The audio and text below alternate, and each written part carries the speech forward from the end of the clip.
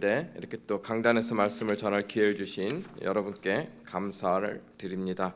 제가 아시는 분이 종종 눈에 띄는데 오늘 하나님의 귀한 말씀 받을 때 아멘으로 받으시기를 간절히 소원합니다. 여러분, 성경을 많은 분들이 이렇게 이야기하는 분들이 많죠. 이때는 이러고 저때는 저러고, 그래서 이어령 비어령이다, 성경은 여기에도 저렇고 저기도 저렇고 이어령 비어령이다 라는 말씀을 많이 하시고 들으셨을 것입니다.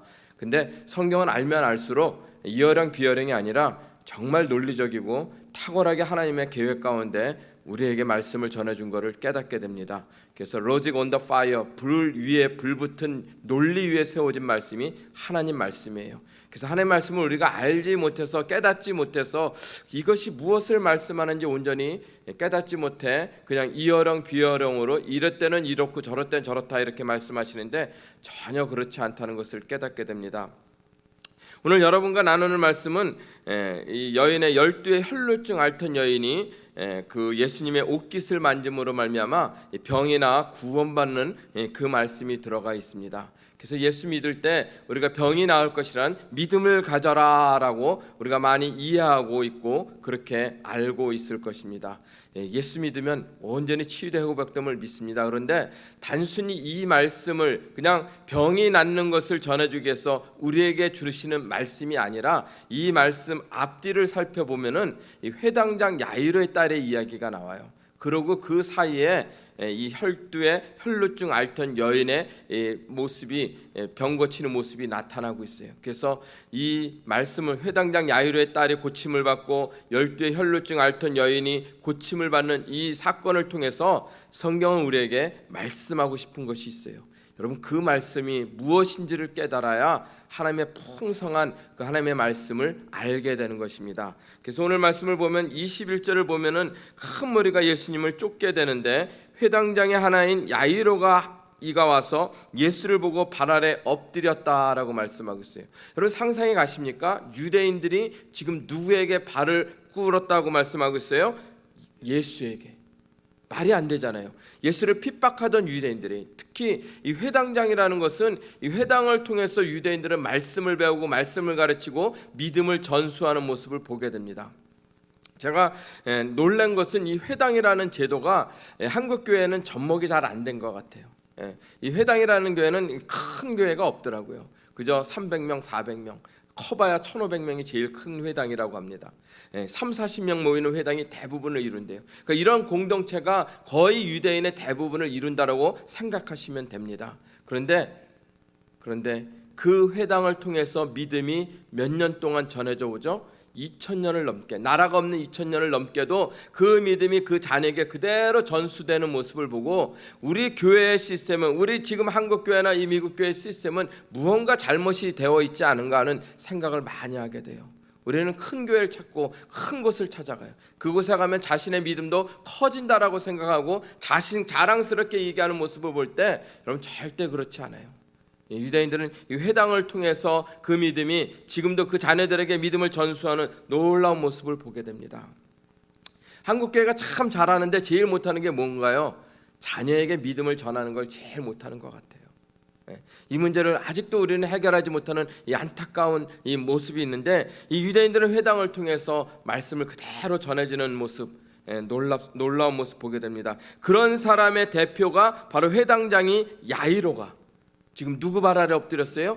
예수 발 아래 엎드렸다라고 말씀하고 있어요. 간곡히 구하야 이르되 내 어린 딸이 죽게 되었사오니 오셔서 그 위에 손을 얹으사 그로 구원을 받아 살게 하소서라고 간절히 구하는 모습을 보게 돼요. 여러분, 이 모습은 그냥 읽으면 회당장이 예수 발 아래 엎드려서 자기 병들어 아파하는 딸을 위해서 간절히 부탁하는구나, 이렇게 말씀으로 끝날 수 있지만요, 재밌는 것은 야이로의 뜻을 알게 되면 이 말씀 속에 복음이 들어있는 놀라운 모습을 보게 됩니다. 여러분, 야이로의 뜻이 무엇이냐면 그가 빛나게 한다, 그가 살리게 한다는 뜻을 가지고 있어요. 그러니까 이 야이로를 만나게 되면 야이로를 통해서 어떻게 해요? 죽었던, 병들었다는 일이 살아나게 될 것이며 빛이 무엇인지를 드러나게 될 것이다 하는 뜻을 가진 게 야이로인데, 실상 자기 딸도 살리지 못하는 아이러니를 이 안에 담고 있는 것이에요. 그런데 그가 누구 발 아래 엎드려요? 예수 발 아래 엎드려. 빛으로 오신 예수 그리스도, 예수님을 만나면 병이 나을 수 있음을 이렇게 우리에게 말씀하고 있는 것이 이 안에 숨겨져 있는 것입니다. 회당장 야이로가 예수 발 아래 엎드렸다는 이 모습은 또 살펴보면, 창세기를 통해 보면 요셉이 발 아래 앞에 모든 만물이 엎드리는 꿈을 꾸게 되죠. 형들에게 꿈 자랑했다가 쫓겨나잖아요. 그리고 만물이, 해와 달과 별들이 자기 발 아래 엎드려 무릎 꿇는 모습을, 꿈을 이야기하지 않습니까? 여러분, 요셉이 그 꿈을 꾸었기 때문에 국무총리가 되었다라고 이렇게 풀어지면 잘못된 거예요. 요셉이 꾼 꿈은 요셉을 위해서 꾼 게 아니라 예수 그리스도의 모습이 이와 같을 것을 나타내는 것이 바로 요셉의 꿈이죠. 그 요셉의 꿈이 어디서 성취돼요? 예수 발 아래 만물이 무릎 꿇는 모습, 회당장 야이로도 무릎 꿇는 모습을 통해서 요셉의 꿈도 성취되는 모습을 우리에게 보여주고 있습니다. 이제 예수님께서는 놀랍게도 그와 함께 가셨다라고 말씀하세요. 그리고 손을 얹으사 그로 구원을 받아 살게 해달라고 이렇게 간절히 부탁하는 모습을 보고, 제가 이 말씀을 준비하다가 제 아내가 대상포진이 걸려가지고 밤마다 고통스러워하는 모습을 보게 됐어요. 별로 저를 잠자다가 일어나서 기도한 적이 별로 없는데 하나 힘들어하는 모습 보고 손을 얹고서 이렇게 기도했어요. 한 번 기도했는데 그 다음 날도 또 아프다고 그러더라고요. 또 그 다음 날도 또 손을 얹고 기도했어요. 그랬더니 그 다음 날 많이 좋아졌다고 그러더라고요. 아주 나았으면 좋았을 텐데 또 아프다고 하지만 많이 나은 모습을 보게 됩니다. 여러분들도 여러분의 사랑하는 아내가, 남편이 아프다 그러면은 손을 얹고 간절히 기도하시기 바랍니다. 우리는 생각할 때, 병이 나았을 때 누구를 찾아가냐면 어떤 영력이 아주 좋으신 그런 권사님, 그런 장로님, 그런 목사님을 찾아가서 안수기도 받으면 병이 나을 거라고 생각하는 분들이 많은 것 같아요. 여러분, 그렇지 않아요. 병이 낫는 것은 그 사람들이 갖고 있는 능력 때문에 낫는 것이 아니라 하나님의 임재하심으로, 성령님의 임재하심으로 그 사람을 통해서 병이 낫게 되는 것이에요. 그렇기 때문에 여러분들도 손을 얹고 간절히 기도하면 병이 나을 줄로 믿습니다. 그와 함께 가실새 무리가 에워싸 밀고 있다라고 합니다. 그러면서 12의 혈루증으로 앓던 여자가 있다라고 말씀하고 있어요. 그러면서 그 여인이 병을 낫게 되는 모습을 보게 되는데, 병이 몇 년 동안 앓았다라고 오늘 말씀하고 있어요. 12해를 앓았다라고 말씀하고 있어요. 왜 굳이 12해일까요? 그냥 3년 4년 오랫동안 병치레 했다 이렇게 말씀하지 않고 12해를 앓았다 이렇게 말씀할까요? 12는 완전수죠. 하나님의 완전수예요. 3, 7, 12는 하나님의 완전수입니다. 4, 6은 세상의 완전수이고요.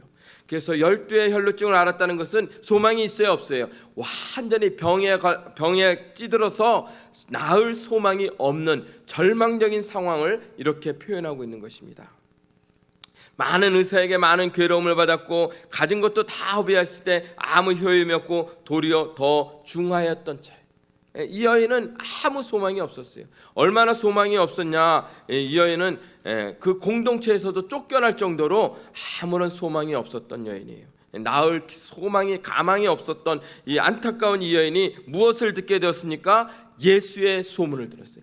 예수님을 만나면 병든 자들이 낫고 눈먼 자들이 눈을 뜨고 다리 절던 자들이 일어나 하나님을 찬양하다라는 놀라운 소문을 들었다라고 말씀하고 있습니다. 그래서 그가 와서 그의 옷에 손을 대니, 그 예수의 옷에 손을 대면 나을 거라는 이 믿음을 갖게 되는 모습을 보여주고 있습니다.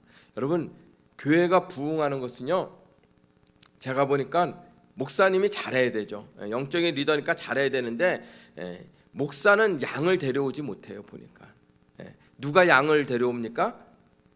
양이 데려와요. 여기 대답하시는 분이 계시네요. 할렐루야네. 양이 양을 데려오는 거예요, 여러분. 우리가 왜 이렇게 부흥하네? 양이 양의 역할을 못하기 때문이죠. 양이 양의 역할을 하면, 양들을 데려오면 교회는 금방 부흥해야 되겠어요. 소문이 나야 돼요, 소문이. 그래서 여러분 주변에 있는 사람들에게 자꾸 옷이 우리 교회 가면 하나님의 은혜가 임합니다, 성령이 임합니다, 자꾸만 소문 내셔야 돼요. 교회가 중요한 것은 크고 이런 것이 아니라 그 교회에 은혜가 있는가 없는가가 중요합니다. 그 교회에 은혜가 흘러갈 때 여러분의 심령이 치유받고 여러분의 묶였던 것이 풀려나는 줄 믿으시기 바랍니다. 그렇기 때문에 양이 양을 데려오셔야 돼요. 그 양을 먹이고 그 양을 훈련하는 것은 목사의 책무이지만 양을 데려오는 것은 목사가 아니라 양인 거예요. 제가 왜 이렇게 얘기하냐면 제가 동탄에 가서 개척하고 나서 1년 동안 한 명도 데려오지 못했어요. 한 명도. 몇 년 동안? 1년 동안. 그래서 제 아내와 제가 그냥 새벽에 늘 무릎 꿇고 기도했어요. 궁뎅이 들고서 기도했다고 어느 권사님이 그러시는데 1년 동안 아무도 못 데려왔어요. 그런데 하나님께서 한 영혼을 보내주셨어요. 한 권사님을 보내주셔서 그분을 통해서 지금까지 부흥하는 하나님의 역사를 보게 됩니다. 그래서 저는 늘 강조해요. 양이 데려옵니다. 양이 양을. 여러분이 요즘 교회 새로 교인이 안 오면 양이 양의 역할을 못하는 거라고 강조해요. 여러분 정말 그래요. 자꾸만 하나님의 은혜의 소문을 퍼뜨리게 되면 하나님의 교회는 부흥하게 되어 있는 모습을 보게 됩니다. 오늘 이 여인이 내가 그의 옷에만 손을 대어도 구원을 받으리라 생각하였다라고 말씀하고 있습니다. 여러분 그런데 이 여인이 이 구원하고 34절에 보면 예수님이 이 딸에게 뭐라고 말하냐면 딸아 내 믿음이 너를 구원하였으니 라고 말씀하고 있어요.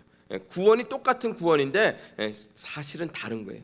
이 여인이 그러면 구원을 생각하고 예수님의 옷을 만졌을까 했을 때 찾아보면 그렇지 않고 이 여인이 병이 낫는 것 그 자체를 구원이라고 말했던 것입니다. 그래서 예수의 옷만 손을 대면 구원을 받으리라 생각하고서 그 예수님의 무리 가운데 예수님의 찾아가서 손을 대었어요. 이 여인은 무리 가운데 들어갈 수 있는 여인이 아니라는 것을 여러분이 알고 계셔야 돼요. 부정한 여인, 공동체에서 쫓겨난 여인이에요. 그런데 이 여인이 그 무리 속에 들어가서 예수의 옷깃을 만진 거예요. 예수께서 이 여인이 옷을 만지자 자기에서부터 능력이 빠져나가는 하나님의 놀라운 능력이 여호와의 영이 충만한 영이 빠져나가는 것을 스스로 아시고 누가 내 옷에 손을 대었느냐라고 질문하시게 되죠. 누가 내 옷에 손을 대었느냐. 그랬을 때 제자들이 어떻게 반응합니까? 무리가 에워싸미는 것을 보시며 누가 내게 손을 대었느냐 물으시나이까. 수많은 사람들이 쫓아가면서 병 낫기를 원하고 이 예수를 만나기를 소원하면서 달려 모여드는데 누가 만졌는지 어떻게 합니까? 이 사람 저 사람 다 만졌을 텐데 예수님 왜 그렇게 물으십니까? 라고 이 제자들은 반응하지만 예수님은 아십니다. 수많은 사람들이 나를 만졌다 타치하였다 할지라도 이 여인과 같은 마음을 가지고 만진 자는 이 여인밖에 없음을 말씀하고 있어요. 그러면서 누가 내 옷에 손을 대었느냐라고 부르십니다.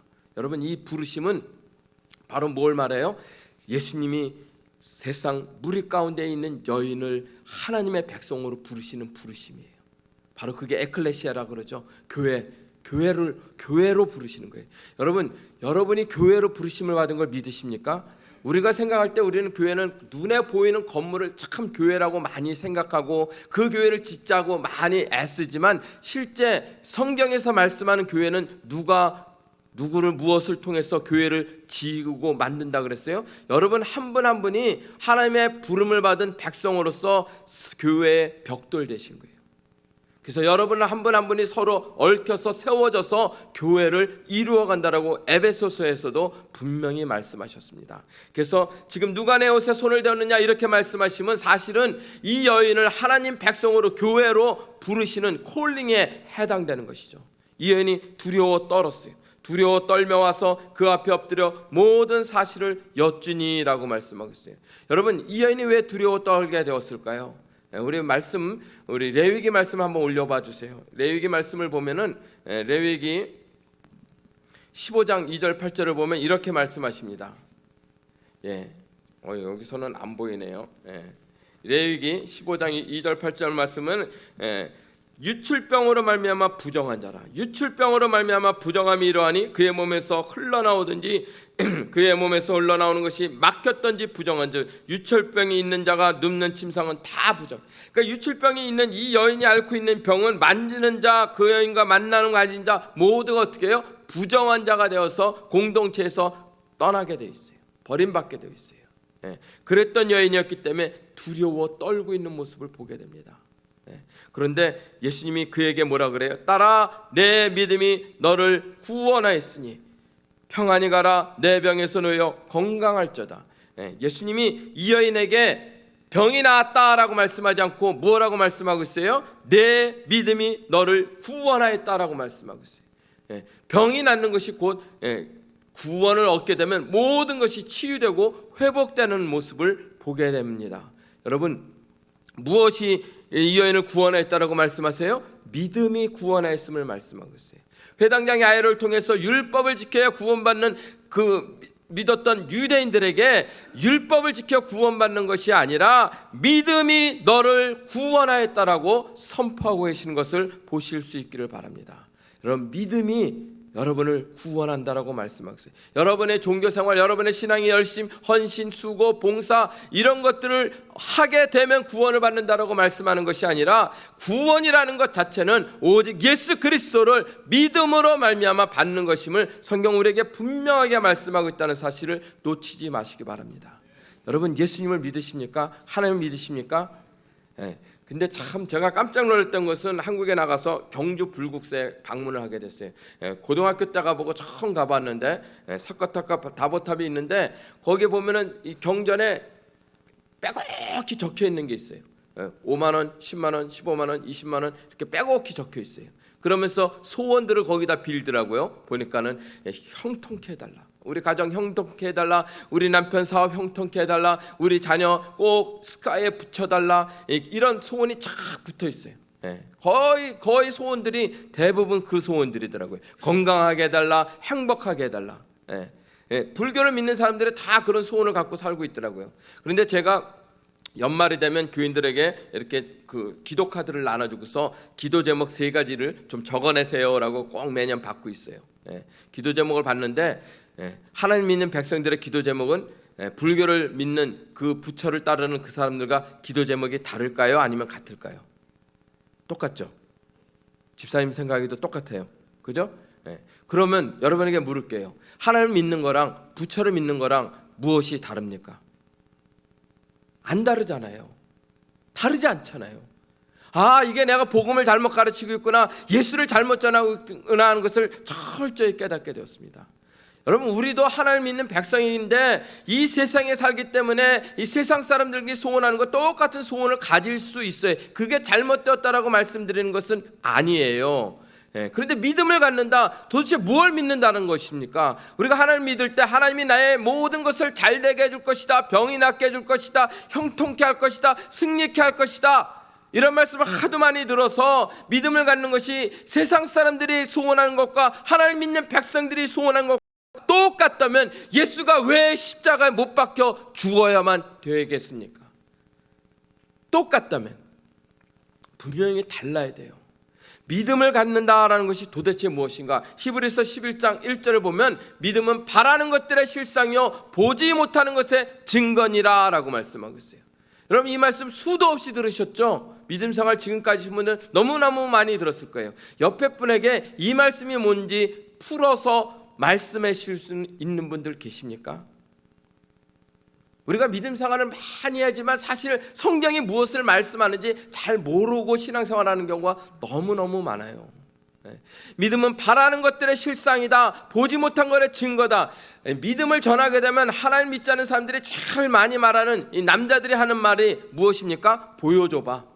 내가 보여주면 믿을게 하는 말들을 너무너무 많이 해요.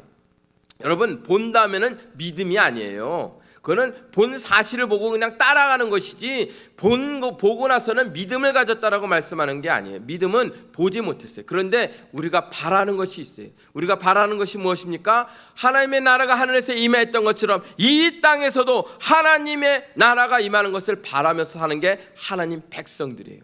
그러니까 바라는 것들의 실상인 것은 우리는 이 땅에 살지만 이 나라의 통치와 다스림 속에 살아가는 자들이 아니라 하나님 나라의 통치와 다스림 속에 살아가는 모습을 내 삶 가운데 드러내고 나타내는 것이 바로 바라는 것들의 실상인 것이에요. 그러니까 여러분들은 어디에 속한 백성이에요? 하나님 백성이, 하나님 나라에 속한 백성이라는 것이에요. 그러면서 보지 못한 것의 증거라. 하나님 나라 백성이 하나님 나라를 하나님 보지 못했지만 나를 통해서 내가 증거가 돼서 하나님 믿고 살면 이런 모습 가운데 살아가는 것입니다 라고 하면서 여러분의 증인의 삶을 살아가셔야 하는 것입니다. 그게 바로 믿음이라고 말씀하고 있어요. 여러분 믿음은 믿습니다라고 열심히 기도하면 능치 못할 일이, 감당치 못할 일이 내 삶 가운데 나타나는 것을 믿는다라고 하는 그 믿음이 아니라 하나님의 약속이 내 삶 가운데 그대로 드러나고 나타날 것을 믿고 가는 것을 믿음을 가진 사람이라고 말씀하고 있는 것입니다. 그런 사람들의 삶 속에서 하나님이 필요하시면 병들었던 자도 어떻게 해요? 하나님이 그 사람을 사용하고 그 사람을 통해서 하나님 나라를 드러내고 나타내고 싶으면 그 병을 어떻게 하시겠어요? 치유하시는 거예요. 고쳐주시는 거예요.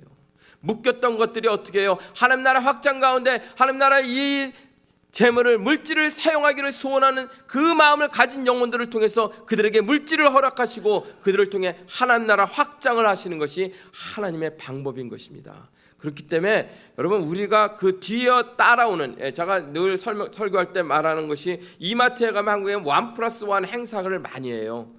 뭐 하나 주면 하나 딸려오는데 이 1+1 행사가 사실은 유대인들이 만든 거죠.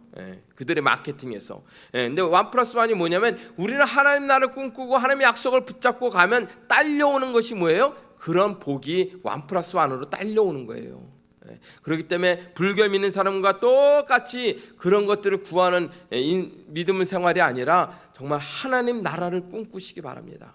하나님의 약속이 이 땅 가운데 성취되는 것을 소망하면서 살아가시기 바라요. 그러면은 필요한 것들을 공급하시고 부어주시는 분이 누구예요? 창조주 하나님, 우리 하나님이심을 믿으시기 바랍니다. 그래서 병에 놓여 건강할지어다 라고 했을 때 아직 예수께서 말씀하실 때 회당장의 집에 사람들이 와서 회당장에게 뭐라 그래요? 당신의 딸이 죽었나이다. 회당장이 마음이 어땠을 거예요? 굉장히 열받았을 것 같아요. 굉장히 화가 났을 것 같아요. 아니 공동체에서 쫓겨난 저 유출병 앓는 여인 때문에 내 사랑하는 딸이 나을 수 있는 이 절호의 기회를 빼앗긴 상태잖아요. 무슨 소망이 있겠어요? 죽었다라고 하는데. 너무너무 화가 났을 거예요. 그런데 예수님이 그들에게 뭐라 그래? 회당장에게 두려워하지 말고 믿기만 하라. 두려워하지 말고 믿기만 하라.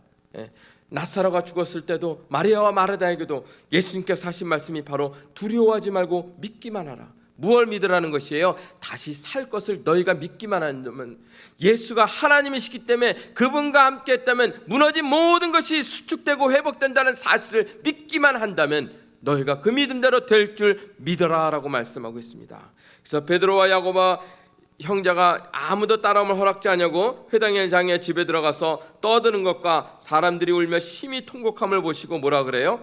들어가서 그들에게 이르시되 너희가 어찌하여 떠들며 우느냐? 이 아이가 죽은 것이 아니라 잔다.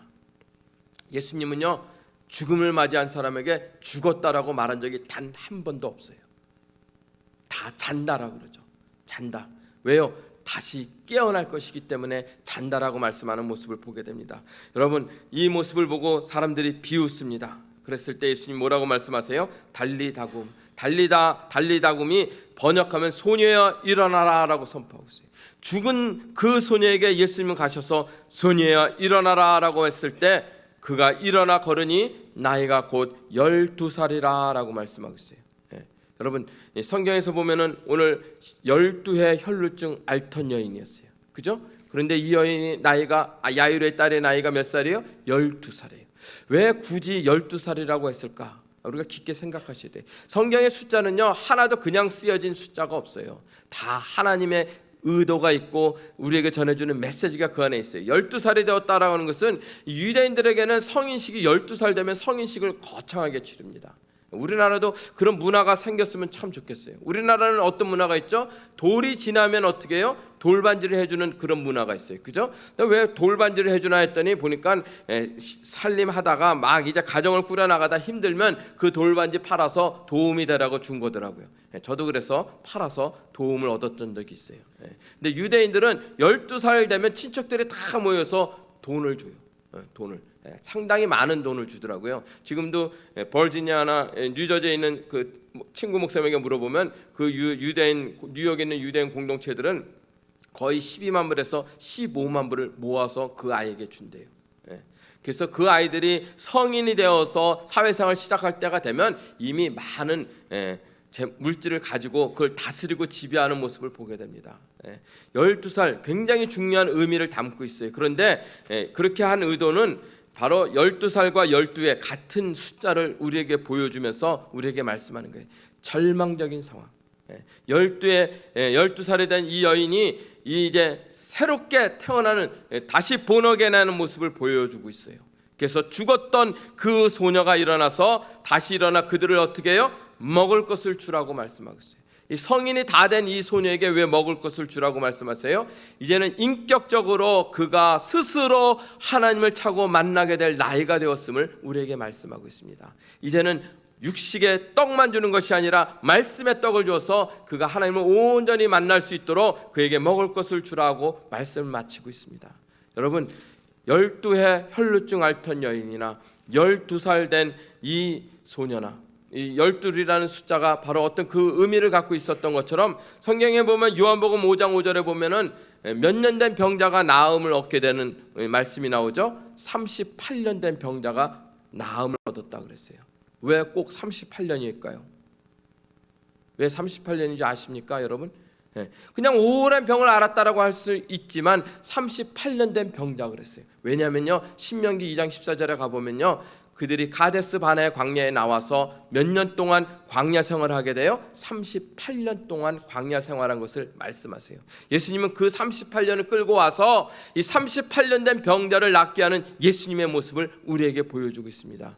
그는 절망적인 상황, 아무런 소망이 없는 상황, 그 상황 가운데 있을 때 예수 그리스도를 만나게 되면 온전한 치유와 회복이 일어나게 되는 것을 너희가 알라라고 우리에게 말씀하고 있다는 사실을 놓치지 마시기 바랍니다.